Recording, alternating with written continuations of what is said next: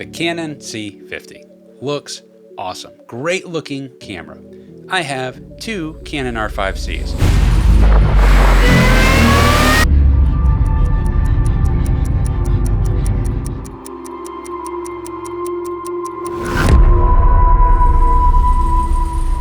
I have not used a Canon C50. I put out a video about a month ago talking about whether I would upgrade or not. I, in the video, go into detail about why I'm not upgrading to it and why I don't necessarily consider it an upgrade because there's different trade-offs. That being said, it doesn't mean that the C50 is not a fantastic looking camera, and depending on your shooting style, it might be the right camera for you. But there is a very specific thing that I need to address in this video that I forgot to address about where I actually prefer something with the Canon R5 C in relation to its ISO. In a world where nuclear war has begun, vampires fought back in super real 3D.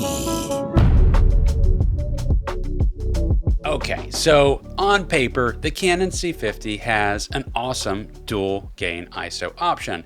It has an 800 base ISO and a 6400 base ISO. If you're not familiar with dual base ISOs, this is a big deal. It's where it resets your sensor to basically be the best image that it can produce with a noise-free image. It's a way of achieving low light in a lot of situations, like good low light footage where you can put it at a higher ISO, but it's not straining to get the sensor there. It cleans back up. The image looks great just as if you had it set at the original base ISO, the lower one, which in this case for this camera is, or both these cameras, is 800. Okay, so if you go in between 800 and 6400 on the C50, you're going to introduce noise more and more and more until you arrive at 6400. There's a caveat to that we'll get back to in a second. If you do the same thing on the Canon R5 C as you move your way forward from 800 all the way to 3200, you get your reset. So the R5 C has the dual gain of 800 and 3200.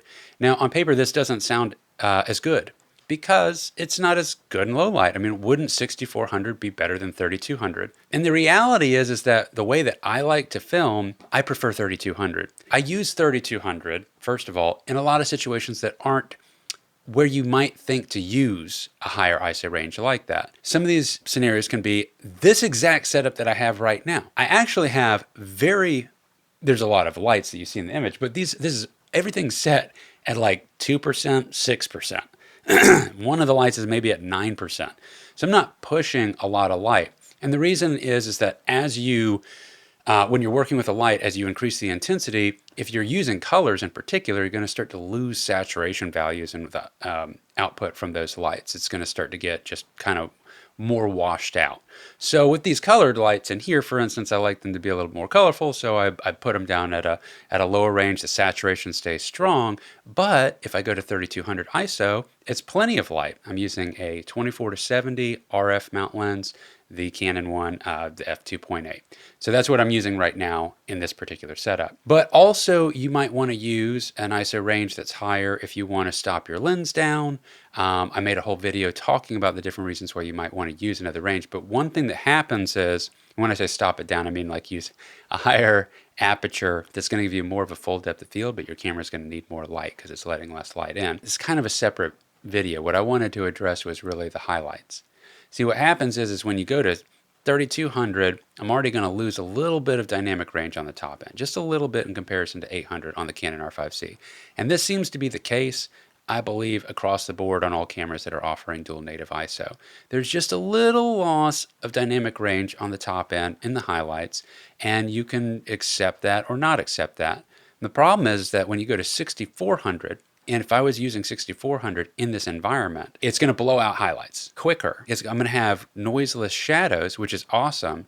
But there's so many scenarios getting outside of this room. Let's just go to a city at night, just street lights in comparison to 3200, which is oftentimes enough, especially when you're using a fast lens. I mean, even my f2.8 holds up really well walking around most any place in a city at 3200 ISO. I can see anything I want to see. But if I had to use 6400, then all the lights that are appearing, not just street lights, but lights in shops, everything is going to start blowing out faster. And I don't need that extra high-end room. If anything, the 3200 to me is like the sweet spot for a dual native ISO. Now, Miles showed some ISO comparisons. He really just tried to compare his R5 C to the new C50 that he got, and he has both of them, and I believe he's keeping both of them. And he vouched for the R5 C being a great camera too, and he even pointed out some advantages with it, but I think ultimately we kind of maybe walked away with slightly different takeaways from the test that I saw. When you look at the highlights, just look at the highlights on some of these shots where he's doing the comparison. Do you see how there's more of a posterizing effect that happens on the edges of the lights? I think the highlight roll-off is actually better on the R5C, but it's not, I don't think it's the camera. I think it's the ISO. When you go to 6400 ISO, the way the clipping starts to happen on these highlights is that. Look at this neon sign. If you look at the R5C, you can still see the actual tubes from the neon, but you can't see that on the C50. And on top of that, he elected to use C-Log 3 on his grading for the Canon R5 C. And a lot of people that don't have a Canon R5 C don't realize, but I'm sure he probably does realize this, but for whatever reason he went with C-Log 3. But you can put the Canon R5 C in C-Log 2 when you film in RAW. And when you do that, you're grading C-Log 2, which in theory expands the dynamic range. And it does, again, on paper, but sometimes I actually prefer the image with a C-Log 3. Made another video about that. I've got a ton of videos talking about the Canon R5 C, so just look through the channel if you're curious about more in-depth stuff with that. But if you see the details with that, I mean, he's filming C-Log 3, that should have less dynamic range. We're at 3200 ISO in this low-lit environment, and you can still see the tubes in the neon, versus how it just kind of fades away in the C50. Between the clipping and the detail, I like the way that the highlights and the ability that I have with my dynamic range for my brights, just in general, and the way it sits in the shot, I like 3200 ISO. I don't think it's necessarily the sensor difference. But if you shoot a lot in the dark, 6400 makes a lot of sense, and I get why you would want to use that. Okay, the caveat that I said I would come back to. In one of Miles's shots, he does show an example of the R5C at 3200, and then he shows an example of the C50 set to 3200, but he manually set his base ISO to 6400. And that's something that you can do. When you do that, what you're doing is you are trading off, you are going to lose a stop of the highlights because they're still going to clip at the 6400 level, even though you've brought it down to 3200. So you actually lose at 3200 if you bring it all the way down. Mathematically, I believe it comes out to a full stop of dynamic range in your highlights. So you can bring it back and get it there, and the shadows do look good.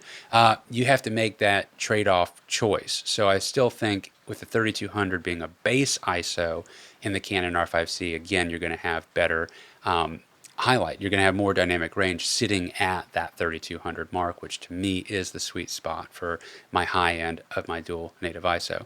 In the shots that Miles is showing there with the comparison when he happens to go to that, there's not like highlights to blow out really. So that's not something that's evident. So in that scenario, he did exactly what the right thing. I mean, clean up the shadows. If that's the ISO that he needed to get it to, you can manually set it to 6400, bring it down to 3200. There's not highlight blowout.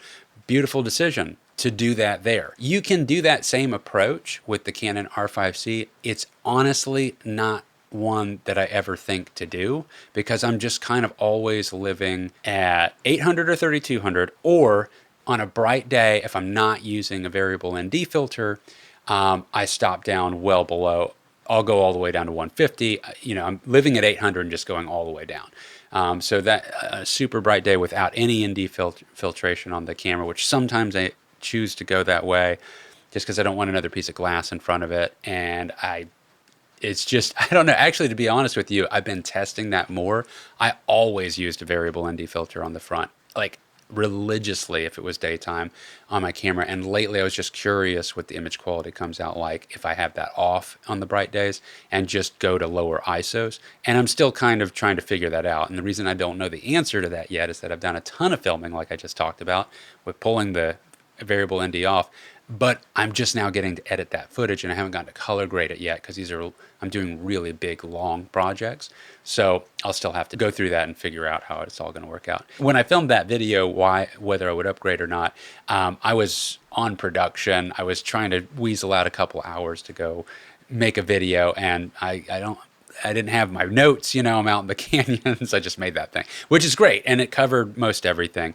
I also didn't talk about the top handle. I do think the top handle on the C50 looks awesome. I love the idea of a zoom rocker. So that's a big deal. But again, if you want to know my other, aspects as to why I wouldn't upgrade beyond what I've just discussed with the ISO, go check out that video. Obviously, I'll give you the clickable link here. So, hope you found that interesting. I'm interested to know your thoughts. Please let me know. Do you use ISO in the way that I do with dual gain, where you're using a high gain ISO in bright environments and either stopping the lens down, or are you using it in environments like this where you're just dimly lighting it to maintain saturation levels in the colored lights that I'm using?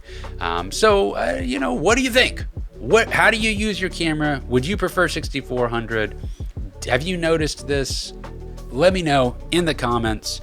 And by all means, if you want to give a like to the video, that's super big. If you want to subscribe and follow along, if you like learning about the Canon R5 C and seeing more examples and stuff of what I've done, please do subscribe. Check out more videos because it allows me to make more videos. All right, guys, I will catch you on the next one. Peace. Movie Voice.